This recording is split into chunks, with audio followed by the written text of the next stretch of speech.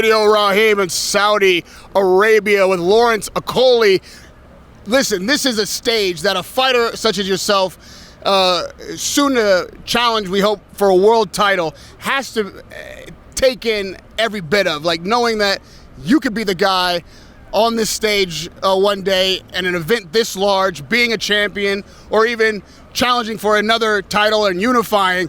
How is it being in the presence of this size of an event? No, it's good, but obviously where I'm signed by AJ, I've seen this event, this kind of magnitude a few times. I was meant to box in Wembley, I boxed in Cardiff, so I've seen this kind of thing before, but it's always good to get a bit more experience in it. Do you imagine, I mean, like you said, you've been on AJ's cards many times, but the reason this feels bigger is because he's trying to reclaim his titles, and we're in such a unique location for a fight like this. Does any of that make this fight feel different than all the other cards you've been on of giant magnitude? Yeah, I think where now AJ's on the side where he's not a champion, do you know what I mean? I think that's a bit different. Obviously there's a different kind of pressure. I think it's more pressure even to be trying to win your belts back than having them and defending them, because now he has this one last chance to kind of get them back right now. So that obviously adds a bit of pressure for me watching. Like, I don't feel pressure when I'm fighting, but when someone that I know or care about is fighting, I feel it more than myself. So I definitely feel it here. But in terms of the magnitude, yeah, it's amazing. You know what I mean? We're here. They're building stadiums. People are catching flights. You know what I mean? It's crazy. So it's big.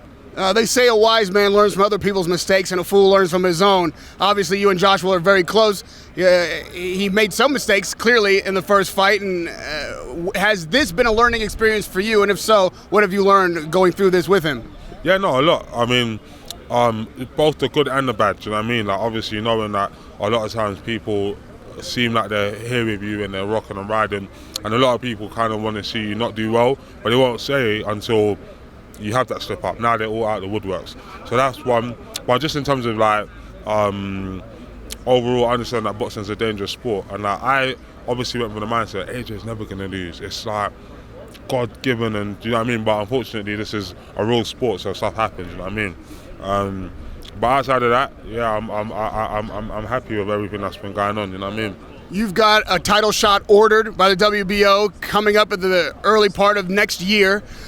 How do you approach that fight differently than any other, knowing that this is a shot at a world title? I don't think I will personally. I think it's just all the same. I might just obviously get into a little bit better shape because I have a longer time to train for it. But other than that, like, I'm just very, I don't really overthink or overanalyze stuff. I just get myself in shape. Once I'm in shape, I believe I'm going to win the fight. I watched Goraki enough to know that I think stylistically he's a good fighter. Only ever really lost to Usyk legitimately, but you know what I mean, my size, strength, athleticism is going to get me through a lot to overcome the experience. How is the mental aspect of this game, being in the company of an Anthony Joshua, seeing what you've seen, what you talked about, is that experience significant or a significant advantage to you facing guys who maybe haven't been in the company of world champions or an environment like this on a consistent basis? Well, yeah, but I think Goraki's been in world title fights. He's been a former world champion, so I'm not going to have the experience over him in terms of big occasions. But in terms of myself personally, I'm calm. Like, I box in front of crowds, and I never really, I don't know if it's a good thing or a bad thing. I just don't feel nothing. I just feel quite like, okay, here we are. Like, I'm about to have a fight.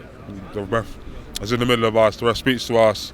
We go back to our corners. I don't feel like my heart pounding and like, oh my God. Like, I just always feel very like, okay, this is what I have to do. I'm just going to go in there and do it. And lastly, and you probably will have an opportunity to speak to Joshua right before the fight, maybe before the ring walk, before he steps in the ring.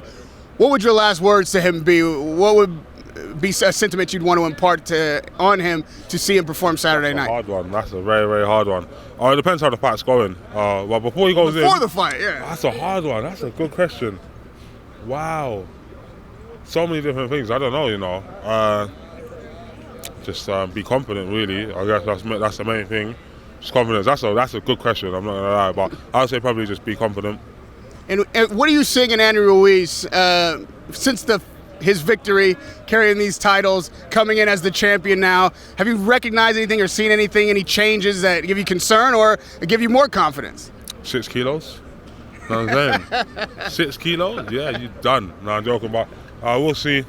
We'll see. I think it's good. I've never made that kind of money in a fight, so I don't know what that does to you. Do you know what I mean? Maybe it's made them maybe it's made them better. Maybe it's made them worse.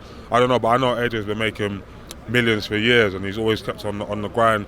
But it affects different people differently. Hopefully, it's affected Ruiz poorly. He hasn't trained. He's been arguing with his coaches all camp, and AJ knocks him out in 1 round. Radio Rahim with Lawrence Okolie. Put your money, according to him, on the first round knockout by Anthony Joshua.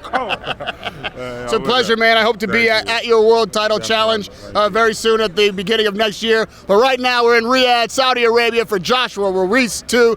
Can't wait to see you at the fights.